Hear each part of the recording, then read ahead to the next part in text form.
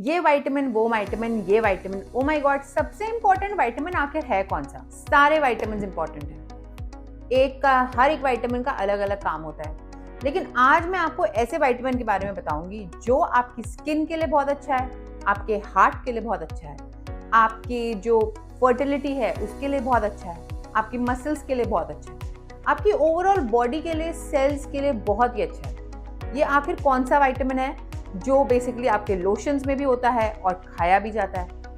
ये विटामिन है vitamin E. Vitamin E देखिए एक फैट सॉल्युबल विटामिन होता है। ये बहुत ही इंपॉर्टेंट होता है हमारी बॉडी के लिए। आज की हमारी वीडियो है इसी चीज के बारे में। आज हम बात करेंगे विटामिन ई के बारे में। विटामिन ई हमें किस किस चीजों से मिल सकता है और इसके हेल्थ बेनिफिट्स क्या क्या होते हैं। So let's decode health together with me doctor Niharika. देखिए विटामिन ई के में बहुत सारे कंपाउंड्स होते हैं। विटामिन ई में दो ग्रुप्स होते हैं, टोकोफेरॉल्स और टोकोट्राइनॉल्स।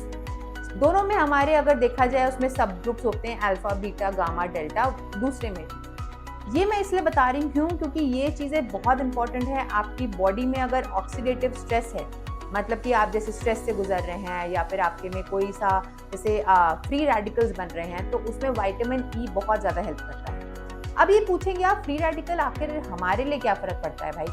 देखिए जिनकी बॉडी में फ्री रेडिकल ज़्यादा हैं, जिसमें ऑक्सीडेटिव स्ट्रेस ज़्यादा है, मान लीजिए आपकी बॉडी में ज़्यादा स्ट्रेस हो रहा है, तो उनकी बॉडी में एजिंग जल्दी शुरू होती है। तो ये इंपॉर्टेंट का सबसे पहला जो इंपॉर्टेंट फंक्शन होता है विटामिन ई का, वो होता है आपकी एंटी एजिंग। जी, ये हेल्प करता है एंटी एजिंग में।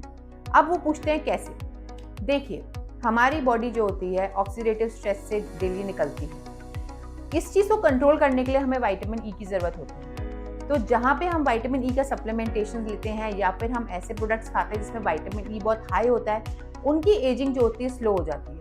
सेलुलर डैमेज जो होता है कम होता है, हमारी सेल्स की ग्रोथ अच्छे से होना स्टार्ट हो जाती है, हमारी सेल्स को प्रॉपर न्यूट्रिशन मिलना शुरू हो जाता है। दूसरा, जो विटामिन ई होता है वो हमारे एग्स के लिए भी बहुत अच्छा होता है। इनफर्टिलिटी ट्रीटमेंट में भी विटामिन ई दिया जाता है लेडीज़ को। क्यों? क्योंकि वो जो एग की क्वालिटी है उसको इम्प्रूव करती है ना। दूसरा फायदा आपके लिए।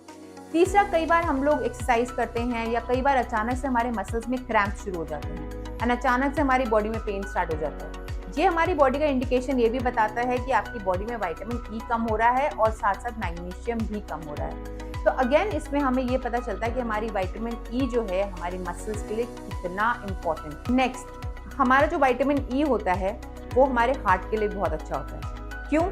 क्योंकि हार्ट में हमारे बेसिकली देखिए सबसे ज़्यादा प्रॉब्लम किस चीज़ से होती है? Bad cholesterol. बैड कोलेस्ट्रॉल में आता है आपका एलडीएल और आता है आपका ट्राइग्लिसराइड। तो विटामिन ई जो होता है इनके अमाउंट को कंट्रोल करने में हेल्प करता है और साथ साथ हमारे ब्लड प्रेशर को रेगुलेट करता है। इस तरीके से विटामिन ई जो है हमारे हार्ट सिस्टम को भी प्रोटेक्ट करता है। नेक्स्ट यूज जो हमारी फीमेल्स के लिए बहुत इंपॉर्टेंट है। काफ़ी सारी फीमेल्स होती हैं जिनको डिस्मेनोरिया होता है, मतलब कि पेन ड्यूरिंग पीरियड्स, मतलब पीरियड्स के टाइम पे उनको काफ़ी ज़्यादा पेन महसूस होता है। उस टाइम के लिए भी अगर लोग विटामिन ई का सप्लीमेंटेशन ले रहे हैं या फिर विटामिन ई रिच फूड खा रहे हैं, तो यकीन मानिए पीरियड्स के जो आपके पेन होते हैं उनमें काफ़ी रिलीफ मिलता है। ये विटामिन ई का बहुत ही इंपॉर्टेंट फंक्शन होता है। एंड मोस्ट इंपॉर्टेंट फंक्शन अगर हम बात करें तो स्किन के लिए, विटामिन ई हमारी स्किन के लिए बहुत इंपॉर्टेंट है। ये हमारे कोलेजन को इम्प्रूव करता है, हमारी स्किन की ड्राइनेस को कंप्लीट करता है, उसको हटाता है, और जैसे आपकी बॉडी में कोई रैशेज हैं, इचिंग है, उनमें भी विटामिन ई काम आता है।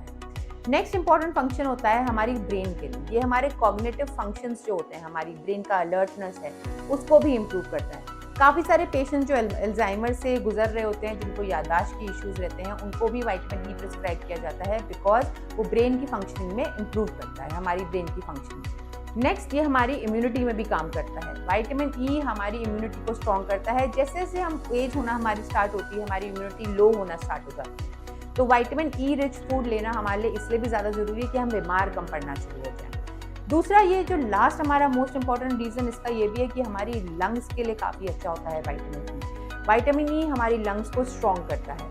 ये विटामिन ई जो होता है हमारे लंग्स को जो होता है प्रोटेक्ट करता है। तो विटामिन ई के अगर आपने देखे तो इतनी सारी इसमें खूबियाँ हैं। तो विटामिन ई का अब हमें जो है अपनी डाइट में ज़रूर हमें सोर्सेज डालने ही चाहिए, और साथ साथ अगर मान लीजिए कोई सोर्स नहीं ले पा रहा तो हमें सप्लीमेंटेशंस भी होते हैं। पहले हम देखते हैं हम सोर्सेज ऐसे क्या क्या हैं जो हम ले सकते हैं।